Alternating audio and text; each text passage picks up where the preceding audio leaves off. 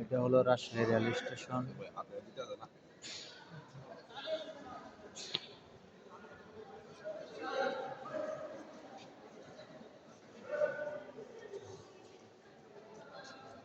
বাজে কটা?